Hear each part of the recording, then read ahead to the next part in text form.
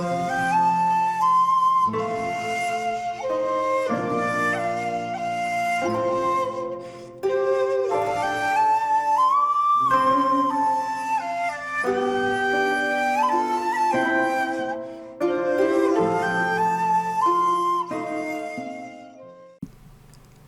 there, this is Solitary Ronin from Solitary Ronin Films, and welcome to our random review. Today's random review is from 1964, and it's from Japan, and it's The Cruel Story, directed by Tai Kato. Its official Japanese title is Bakumatsu Zankoku Monogatari, which is translated fully as A Cruel Story Set During the Fall of the Shogunate, or the Tokugawa Shogunate. And this is another kind of anti-bushido, anti-samurai code film during what would become the last days of the shogunate, where the Shinsengumi clan, which are essentially a clan that were used to protect the shogunate's interests and kind of squash any rebellions, led by Usami Kondo, who's featured in Sword of Doom. This doesn't feature like a Nakadai or a Mifune. This stars Hashizo Ukawa, plus a whole load of familiar faces. Sumiko Fuji, Aizo Kimura, or the rookie from the Seven Samurai, Ko Nishimura, Rohei Uchida. Kind of lots of familiar faces if you've watched Japanese films in the 50s and 60s. Tai Kato has kind of certainly been introduced to me through Radiance. So I the Executioner, Radiance number 42, and By a Man's Face Shall You Know Him, Radiance number 40. And I think, could be wrong, but I think they've announced another Kato film in the future. But for me, The Cruel Story is better than those two films. Again, my opinion is not fact, as we know. But this one is absolutely fantastic, absolutely riveting. So Hashizo Ukawa stars as a samurai who wants to join the Shinsengumi. They have a fairly brutal trial method. It's a little bit more than an interview and a presentation. They have to kind of show their fighting chops, and this young samurai doesn't really know how to use a sword properly. He gets squeamish around blood, which probably isn't a good idea, because obviously black and white films, blood is quite black. So he's not your typical prospective samurai. He kind of falls for, or she falls for him, Sumiko Fuji's character, who works in the kitchen in the Shinsengumi's base. And he's so kind of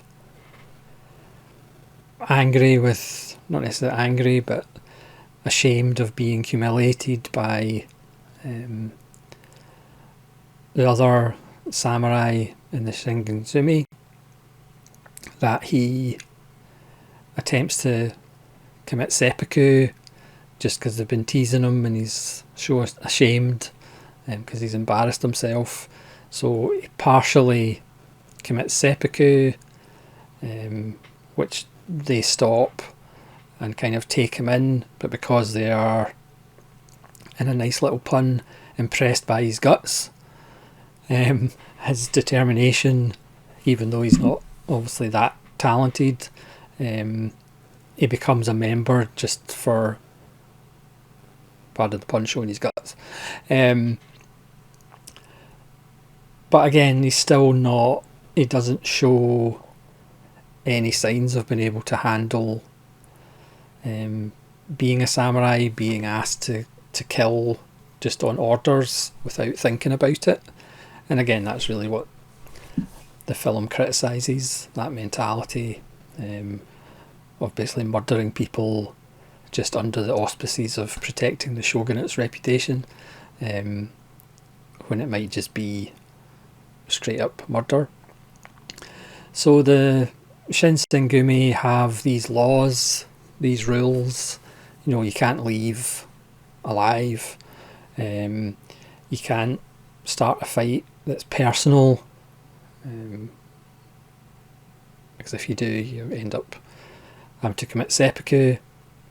So there's all these laws that usually end up in death, and a few of the characters kind of question this, and obviously they end up getting killed. So why would you question this? But the thing that makes the film kind of so riveting, it's only about 99 minutes or so, is because you still wonder, why is this guy here? Why has he joined this outfit when it's pretty obvious he's not cut out to be a fighting samurai?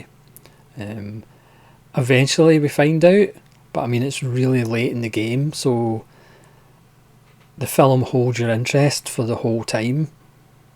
Yes, you get to know the commander and the second in charge and so on and so forth. And of course you automatically root for Kimura's character, because again, he was the rookie in Seven Samurai. So we're bonded to Kimura as an actor.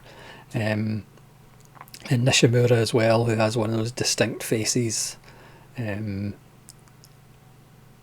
So you want to spend time with these characters, and you get to know them despite the rather ridiculous rules that they live under. But you want to know why Okawa's character is here, and why is he doing this. And then he begins to curry favour with the bosses as he volunteers to be the local decapitator, which of course turns his love interest off, because he's slowly turning into one of the other samurai, as in, they'll kill or decapitate, or, well, I'm not a doctor, but most decapitations end up in somebody being killed, yes. So he seems to have taken on this persona as basically a hired killer, just like the rest of them. But then, as I said, late in the day, we found out why he's here. And in the background, there are other clans preparing for war against the shogunate.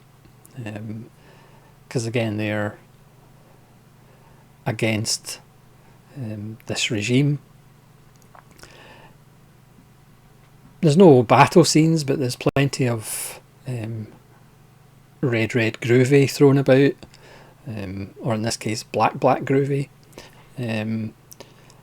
It's fairly brutal, and again, even the practice sessions of the Shinsengumi are fairly brutal, and they're not easy to take, especially if you've partially disemboweled yourself, as Ukawa's character finds out.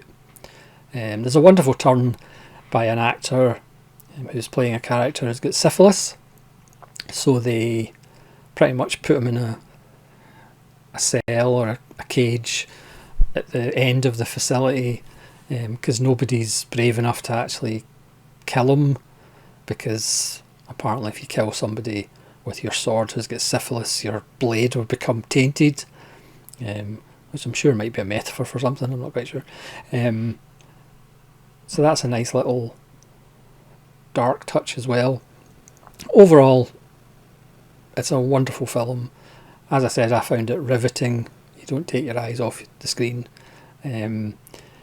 Kato does a far better job, as far as I'm concerned, than the two Radiance films as far as the shot composition. I mean, it's 64. He uses the architecture of the compound beautifully, characters through the squares of the lattice and doorways and windows, and the composition with multiple characters are really good. It's just a beautifully shot film, widescreen, black and white. Again, this is a DVD. I mean, hopefully Radiance will get around to releasing this in Blu-ray as well, but they seem to be focused on Kato's colour films, and his more contemporary films rather than the historical films, or the period pieces I should say. But it's a wonderful film. Again, you should be able to recognise some of the faces in the front of the box anyway.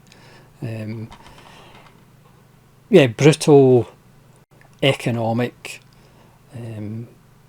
stylish, well composed, well acted, and just tip top stuff. So thanks very much for watching The Cruel Story. That's the short version anyway, or A Cruel Story set during the fall of the Tokugawa shogunate. Please let me know if you've seen this film and what you think of it, and hopefully you'll join me again for more random reviews. This is Solitary Ronin from Solitary Ronin Films saying farewell.